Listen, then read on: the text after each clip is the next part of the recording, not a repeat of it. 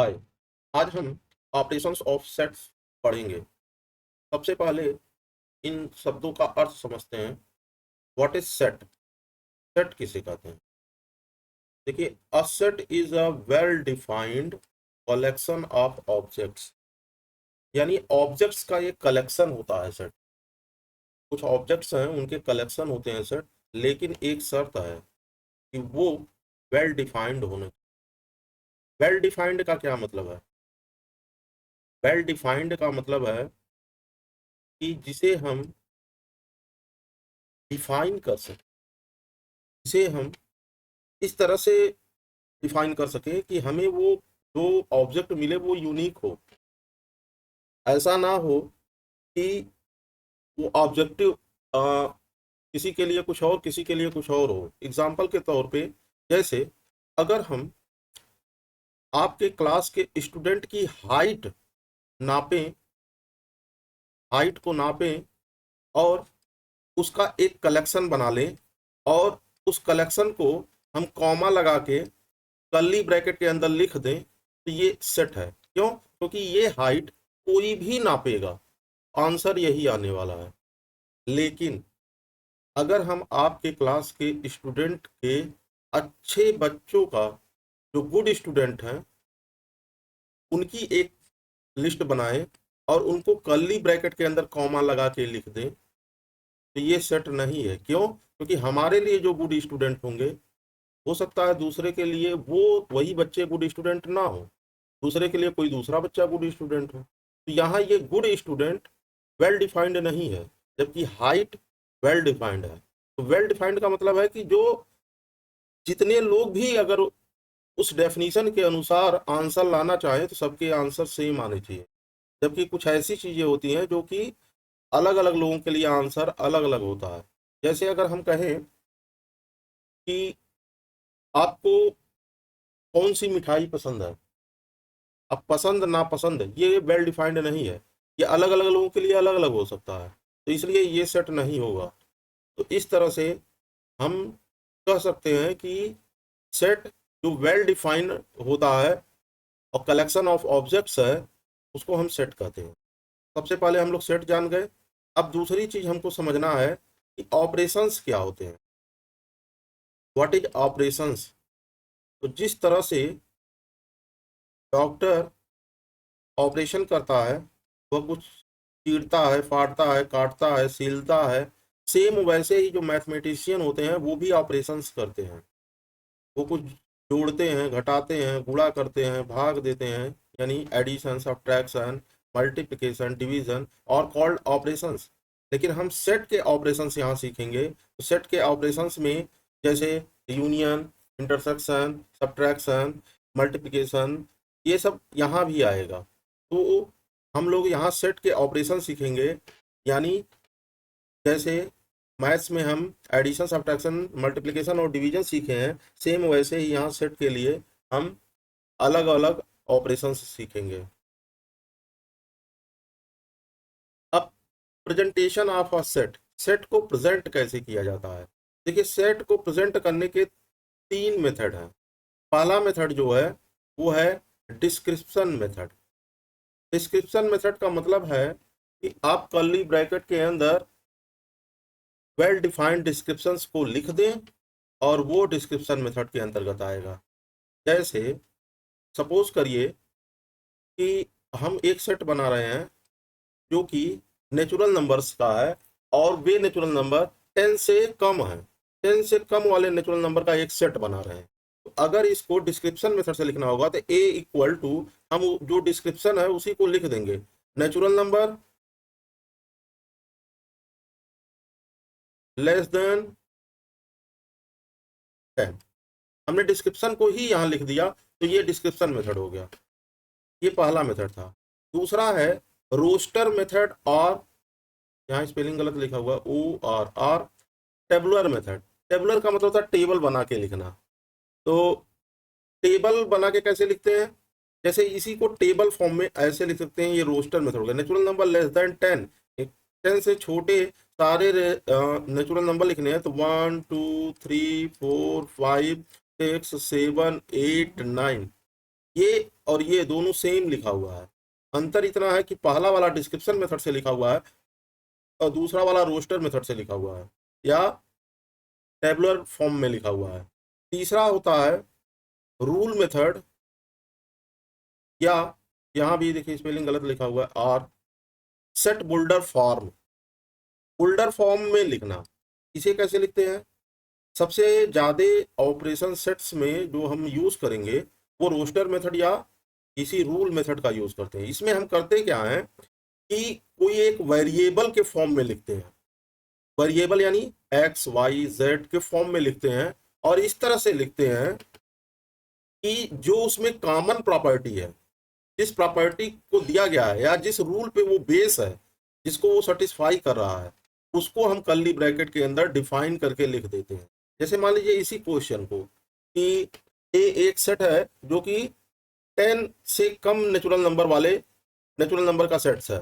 अगर इसको हम रूल मेथड से लिखें तो लिख सकते हैं A equal to X such that, या तो ऐसे एक लाइन खींच देते हैं, इसको पढ़ते हैं सच दैट, या दो पॉइंट लिख देते हैं जैसे आप रेशियो वाला लिखते थे, तो x such that x equal to n where n is a natural number.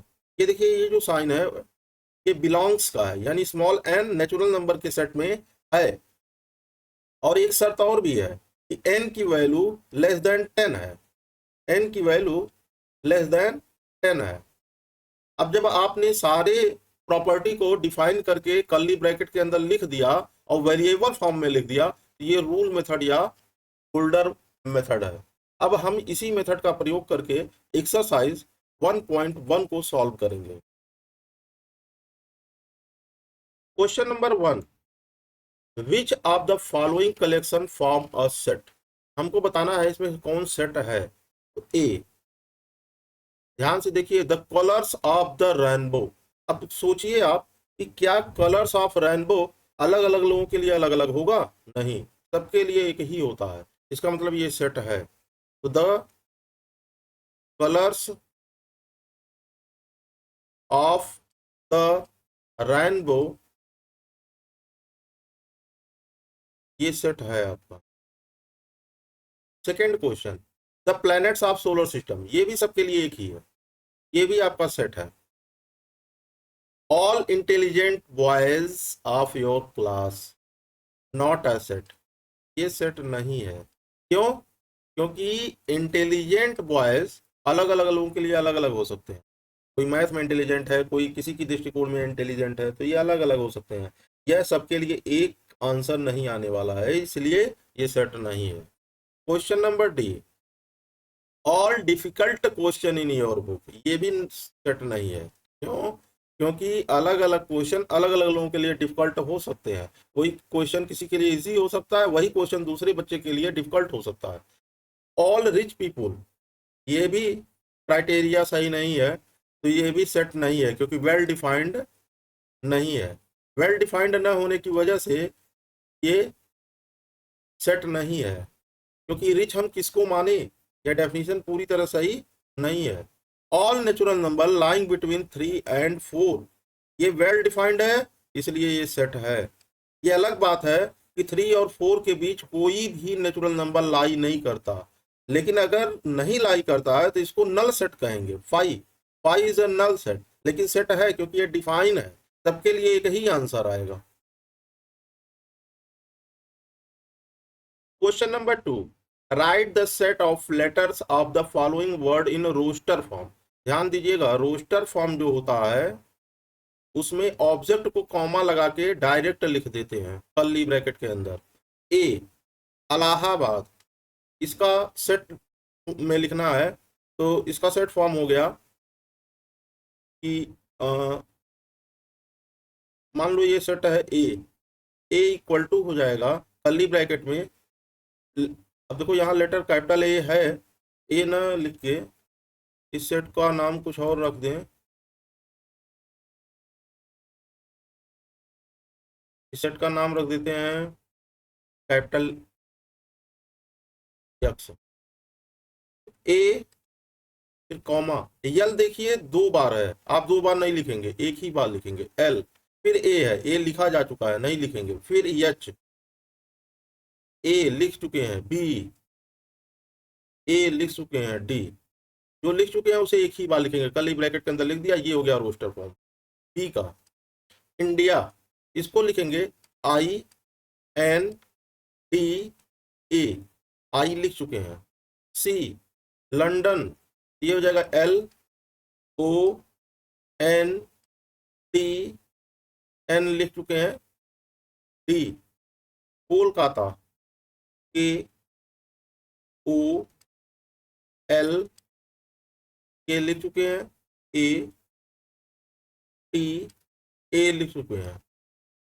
और अगला है अमृतसर, इसका हो जाएगा A M R I T S, A लिख चुके हैं, आर लिख चुके हैं, curly bracket close. Question number 3, let a equal to prime number less than 20 using appropriate symbol belong or not belong। देखो इसको पढ़ते हैं belongs to, इसको पढ़ते हैं not belong to। fill in the blanks, ए है। अब पहले हम सेट बना लेते हैं, पहले सेट बना लेते हैं कि कौन सा सेट है, तभी तो हमें समझ में आएगा कि कौन बिलोंग करेगा कौन बिलोंग नहीं करेगा। ए इक्वल टू है प्राइम नंबर लेस देन 20, तो इसमें आएगा 2 3 5 7 11 13 17 19। 20 से कम प्राइम नंबर, प्राइम नंबर वो होते हैं जो अपने से और एक से के अलावा किसी और से डिवाइड नहीं होते हैं। तो पहला प्राइम नंबर है 2 3, उसके बाद 5 7 11 13 17 19। अब चलो देखते हैं क्वेश्चन को सॉल्व करते हैं। पहला क्वेश्चन है 2 ए में है कि नहीं है, तो 2 बिलोंग्स टू ए लिखेंगे, यहाँ बिलोंग्स भरेंगे, यहाँ बिलोंग्स भरेंगे। बी 20 है कि नहीं, नहीं है, तो कैन नॉट बिलोंग्स भरेंगे, कैन नॉट बिलोंग्स टू ए। सी 9 ए में है कि नहीं है, तो 9 नहीं है, तो 9 can not belongs to A. D 3 है कि नहीं, 3 है, 3 बिलोंग्स टू ए। अब 11 भी है, इसको भी लिख देंगे, 11 बिलोंग्स टू ए। 19 भी है सेट के अंदर, तो 19 भी बिलोंग्स टू ए है। तो यहाँ आपका can not belongs, can not belongs, belong belong belong, belongs to.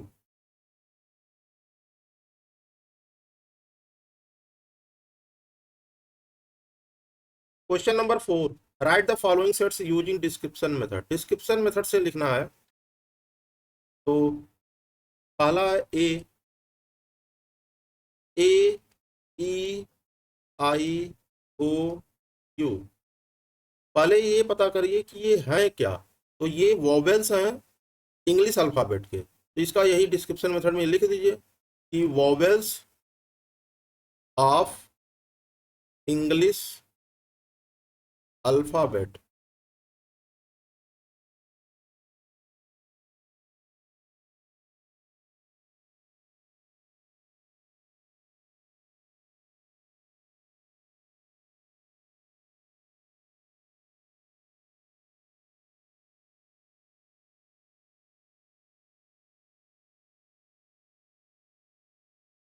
Question number B, अब ये देखिए ये रोस्टर मेथड से लिखा हुआ था, अब यहाँ सेट बुल्डर मेथड से लिखा हुआ है। क्या लिखा हुआ है कि B is a set x such that x equal to n square, n belong to natural number and n is less than 5। अब इसको डिस्क्रिप्शन मेथड से लिखना है। तो बी है क्या, एक्चुअली है क्या, नेचुरल नंबर का ये सेट है, लेकिन ऐसे नेचुरल नंबर का है जो 5 से लेस है यानी कम है और स्क्वायर है। तो स्क्वायर ऑफ नेचुरल नंबर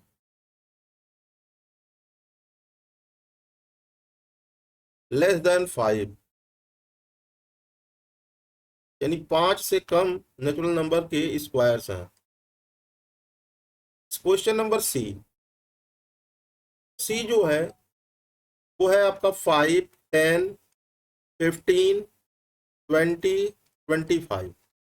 ये देखिए कि है क्या, ये 5 के मल्टीपल हैं और फर्स्ट 5 मल्टीपल हैं, तो इसको लिख सकते हैं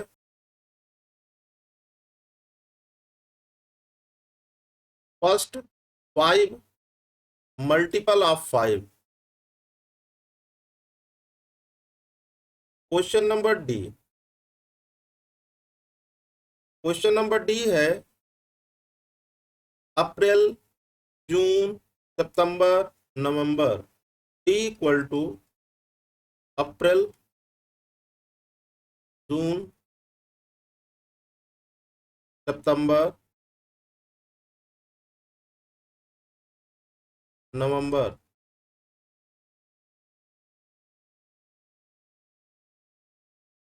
ये क्या है, ये जो मंथ्स हैं उसमें 30 डेज वाले मंथ्स हैं। आपको यही डिस्क्रिप्शन में लिख देना है, मंथ्स विच हैज 30 डेज। ऐसे मंथ्स हैं जिनके पास 30 डेज हैं। Question number E, x such that x is an odd prime number less than 15। तो यहाँ देखिए यही डिस्क्रिप्शन भी है, odd prime number less then 15। तो क्वेश्चन नंबर ई का जो डिस्क्रिप्शन होगा वो हो जाएगा odd prime number of all prime number less than 15।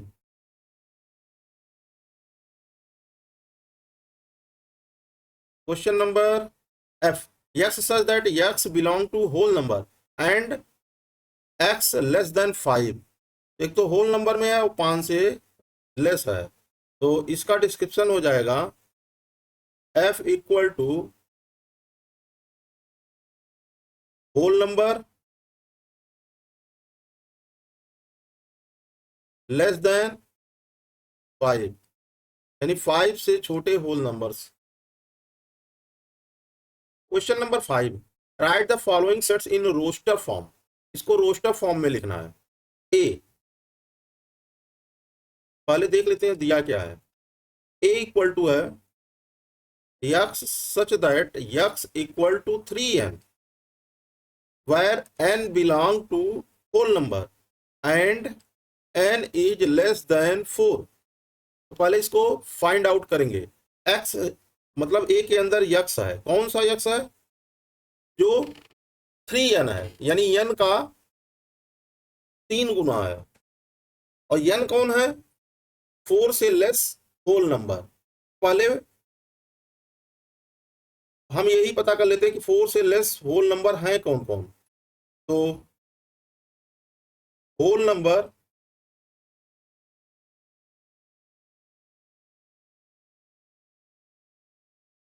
Less than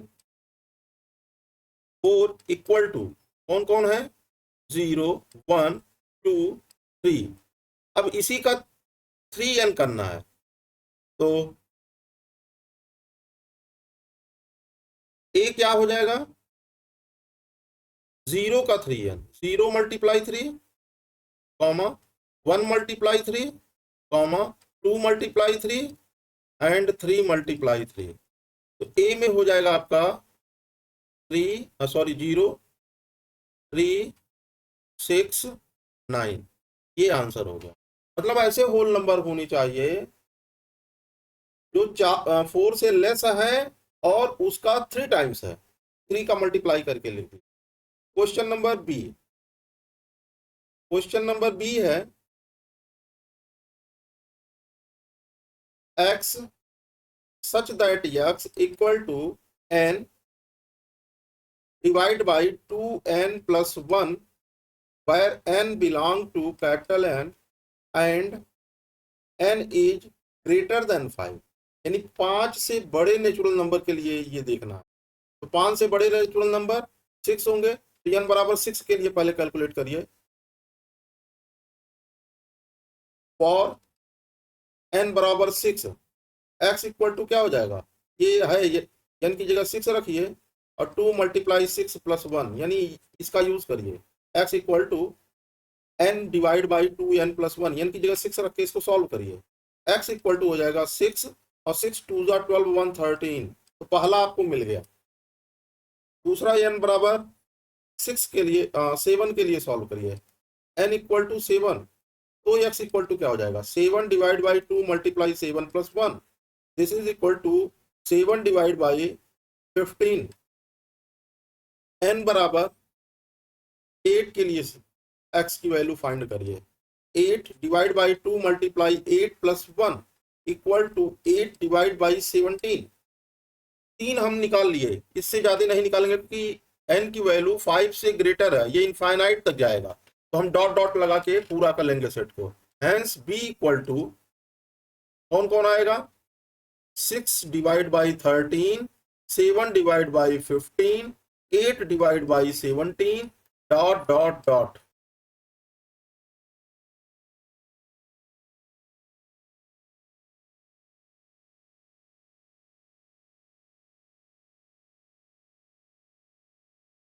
question number C, set c equal to x such that x square plus x minus 12 equal to 0 where x is a natural number। मतलब आपको ये जो equation दिया है इसको solve करके x की value find out करनी है। चलिए लिख लेते हैं, since x square plus x minus 12 equal to 0, ये आपका बाइनोमियल इक्वेशन है।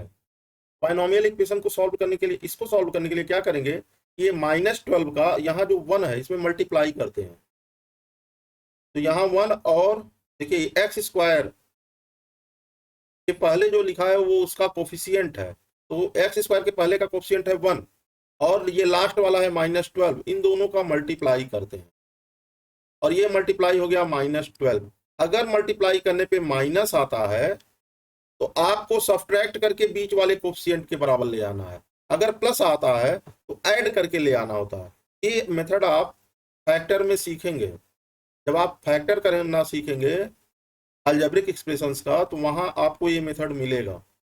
तो अब यहाँ हम आपको बता देते हैं कि ये 12 का ऐसा दो फैक्टर करना है कि जिनको यहाँ देखिए माइनस आया हुआ है, सब्ट्रैक्ट करने पे यहाँ 1 आ जाना चाहिए, तो एक हो जाएगा 4, दूसरा हो जाएगा 3, क्योंकि 4 और 3 का मल्टीप्लाई 12 हो जाएगा और 4 में से 3 को सब्ट्रैक्ट करेंगे 1 आ जाएगा। तो हम इसी 1 की जगह यहाँ 4x माइनस 3x लिख देंगे, क्योंकि 4x में से 3x जाएगा, x हो जाएगा और -12 इक्वल टू 0। अब इन दोनों में से x कॉमन लेंगे, यहाँ से -3 कॉमन लेंगे, तो यहाँ से x कॉमन लेंगे तो हो जाएगा x प्लस 4 और यहाँ से -3 कॉमन लेंगे, -3 से इसको डिवाइड करेंगे x बचेगा और -3 से -12 को डिवाइड करेंगे +4 हो जाएगा इक्वल टू 0। अब ये ब्रैकेट सेम है तो इसको कॉमन ले लीजिए, तो x प्लस 4 को कॉमन ले लेंगे तो दूसरे ब्रैकेट में x -3 बचेगा, this is equal to 0। Hence अब देखिए यहाँ थोड़ा सा इक्वेशन सॉल्व करने के मेथड को समझिए। यहाँ एक दो नंबर हैं, दो नंबर का मल्टीप्लाई 0 कब होता है, तो दो नंबर का मल्टीप्लाई 0 तब होता है जब उन दोनों में से कोई एक 0 हो या दोनों 0 हो। इसका मतलब इन दोनों का मल्टीप्लाई 0 हो रहा है तो या तो ये 0 है या तो ये 0 है या दोनों 0 हैं। तो इफ, अब हम यही चेक करेंगे, if x plus 4 equal to 0, x equal to -4, x equal to -4 जो कि नेचुरल नंबर नहीं है, जबकि आपका क्वेश्चन में देखिए ये x नेचुरल नंबर होना चाहिए, यानी ये 0 तो नहीं है, मतलब पहला वाला पार्ट आपका 0 नहीं है क्योंकि नेचुरल नंबर हुआ ही नहीं। अब दूसरे वाले पार्ट को चेक करते हैं, if x -3 equal to 0, x equal to 3, और ये नेचुरल नंबर है क्योंकि आपको नेचुरल नंबर ही चाहिए, इसका मतलब x की वैल्यू 3 होनी चाहिए, -4 नहीं हो सकता इस केस में। अलग केस में हो सकता है -4 भी हो जाए, लेकिन इस केस में हमको नेचुरल नंबर चाहिए, इसलिए हमारा केवल एक ही वैल्यू सही है, वो कौन है 3, बल्कि 4 -4 नहीं है क्योंकि वो नेचुरल नंबर नहीं हुआ। Question number D, t equal to x such that x square less than 9 and x is a integer. x जो है वो इंटीजर है, यानी जीरो से प्लस वाले सारे नेचुरल नंबर होंगे, जीरो होगा, और सारे निगेटिव नंबर्स होंगे। तो अब देखिए, क्योंकि since x square less then और इक्वल टू 9, हेंस जो एक्स की वैल्यू होगी वह √9, यानी एक्स की वैल्यू +-3 के बीच में होनी चाहिए, यानी एक्स की वैल्यू -3 से तो बड़ा होगा और +3 से छोटा होगा। तो कौन कौन आएगा डी के अंदर? हेंस डी इक्वल टू हो जाएगा -3 आएगा, फिर -2, 0 सॉरी 1, -1, फिर 0, +1, +2, +3। अब देखिए, -3 का स्क्वायर करेंगे 9 आ जाएगा, -2 का 4 आ जाएगा, -1 का 1, 0 का 0, +1 का 1, 2 का 4, 3 का 9। ये सारे स्क्वायर 9 से छोटे हैं या 9 के इक्वल हैं। इस तरह से हम इसको फाइंड आउट कर लिए कि डी में कौन कौन से एलिमेंट्स हैं। अब क्वेश्चन नंबर ई को देखते हैं। Question number E, capital E equal to x such that x is a factor of 36। तो 36 के सारे फैक्टर आपको निकाल के ई के अंदर लिखना है। तो देखिए, पहले 36 के फैक्टर निकालते हैं। 36 के फैक्टर कौन कौन होंगे? ई इक्वल टू 1 से डिवाइड हो जाएगा 36, फिर 2 से डिवाइड हो जाएगा। जब 1 से डिवाइड होगा तो 36 से भी डिवाइड होगा, जब 2 से डिवाइड होगा तो 18 से भी डिवाइड होगा, क्योंकि 18 2 जा 36 और 36 2 जा 2 18 जा जो होगा 36 हो जाएगा। फिर 3 से जब डिवाइड होगा तो 12 3 जा 36, तो इधर 12 से भी डिवाइड हो जाएगा। 3 के बाद 4 से भी डिवाइड होगा, तो 4 9 जा होता है तो 9 से भी डिवाइड होगा। फिर 4 के बाद 5 से नहीं होगा, 6 से होगा, 6 6 जा होता है, तो अब 2 बार 6 लिखेंगे नहीं, तो इतना हो गया, यही हो गया जिससे जिससे वो डिवाइड होगा। अब इसको फाइंड आउट करने का एक तरीका तो ये हो गया। दूसरा, आप एचसीएफ में सीखे हुए हैं, अगर ये 36 को फैक्टर कर देते हैं तो ये हो जाएगा 18 9 3 1। तो 36 का जो फैक्टर होगा वो हो गया 2 × 2 × 3 × 3। अब देखिए ये कैसे फाइंड आउट हो रहा है। ई 1 तो सबका 1, हर नंबर का जो फैक्टर 1 होता है और वो स्वयं होता है, तो 36 और ये दोनों तो रहेंगे।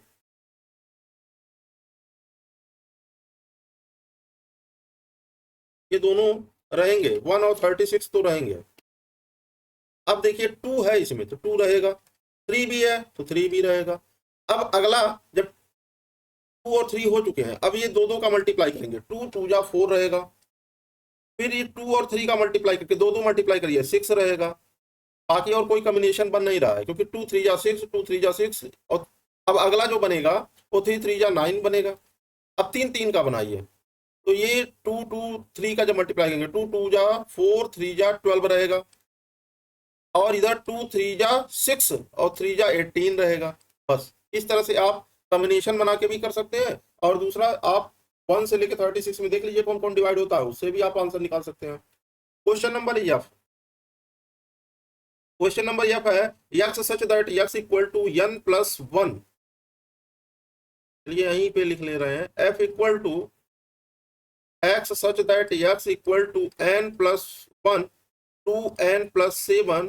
n जो है होल नंबर है और n की value less than equal to 4 है, तो n कौन कौन होगा? n इक्वल टू 0 होगा, तो 0 के लिए, फॉर n इक्वल टू 0 के लिए पहले आप वैल्यू निकाल लीजिए। इसमें आप क्या करेंगे, n की जगह 0 रखेंगे, तो 0 + 1 बटे 2 × 0 + 7 इक्वल टू 1/7 हो गया। अब n बराबर 1 के लिए निकाल लीजिए, तो हो जाएगा 1 + 1 बाई 2 × 1 + 7, ये हो जाएगा 2/2 1 जा 2 और 7 9 2/9 हो जाएगा। n इक्वल टू 3 के लिए निकाल लीजिए, तो हो जाएगा आपका 3 + 1 डिवाइड बाई 2 × 3 + 7, तो 3 + 1 हो गया 4, और 2 3 जा 6 7 13, और n इक्वल टू 4 के लिए भी निकाल लीजिए, 4 + 1 डिवाइड बाई 2 × 4 + 7, तो ये हो जाएगा 5 divide by 4 2 8 7 15।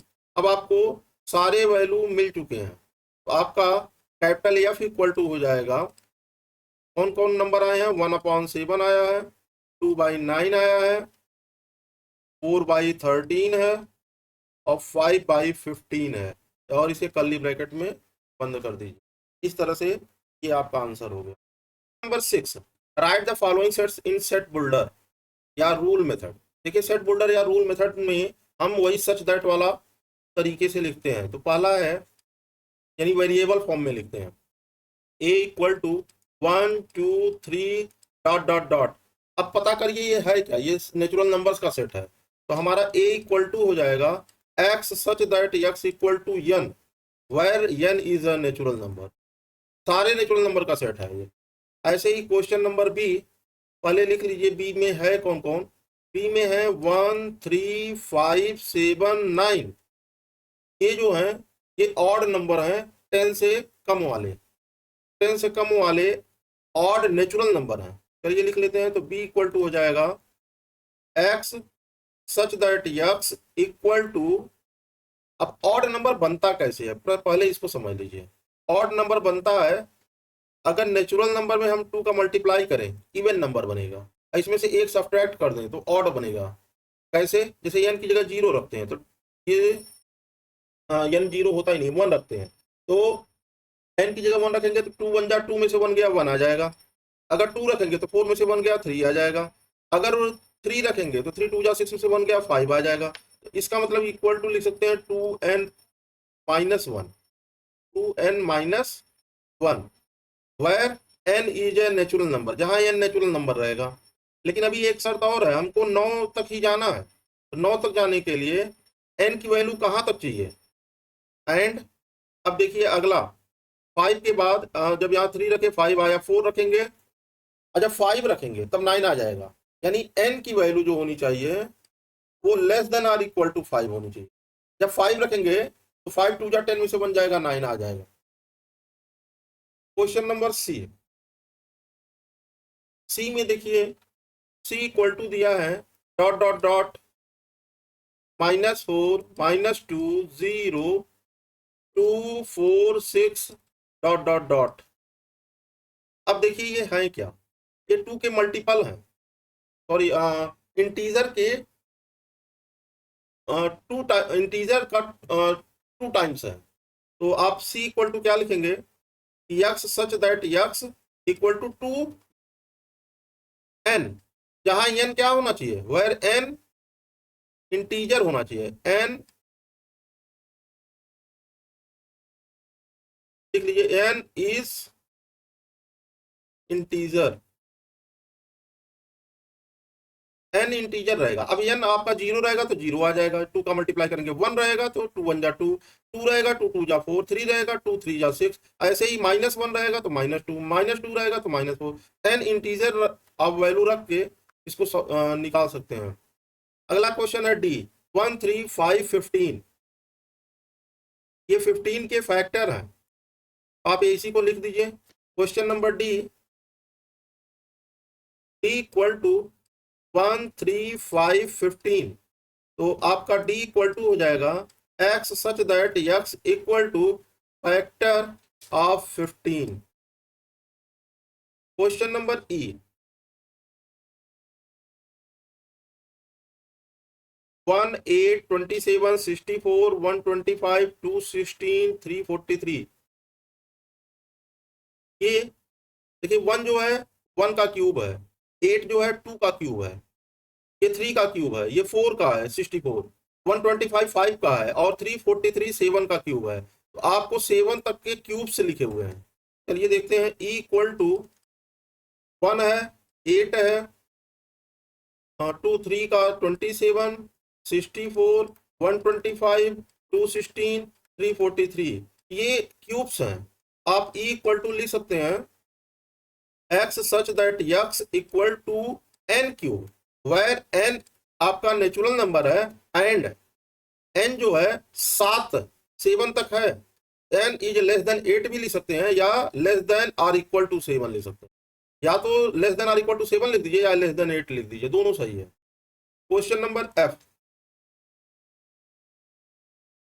Question number F में है 1/3, 3/5, 5/7, 7/9। कैपिटल एफ इक्वल टू है 1/3, 3/5, 5/7, 7/9 डॉट डॉट डॉट।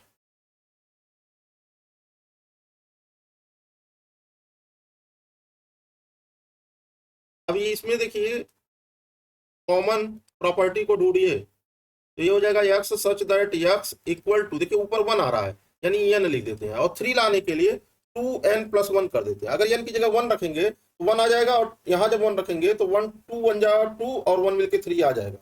अब अगर 2 रखते हैं तो देखिए जब 2 रखेंगे तो ये आपका 2 बटा ये 2 2 जा 4 और 1 मिलके 5 आएगा। 3 नहीं आ रहा है, इसका मतलब ये नहीं रख सकते। तो अगला सोचिए कि इस तरह से तो नहीं हो रहा है, क्योंकि ऊपर वाला हमको क्या चाहिए, ऊपर वाला हमको चाहिए 1 3 5, यानी कि ऑड नंबर चाहिए। तो ऑड नंबर के लिए 2n-1 लिख लीजिए, और नीचे वाला 2n+1 कर दीजिए। अब आ जाएगा, n की जगह 1 रखेंगे तो 2 1 जा 2 में से 1 गया 1 आ जाएगा, और यहाँ 2 1 जा 2 और 1 मिलके 3 आ जाएगा। ठीक, where n is a natural number होना चाहिए, और डॉट डॉट डॉट खत्म नहीं हो रहा है, इसका मतलब सारे नेचुरल नंबर होने चाहिए। This is the answer. Thank you.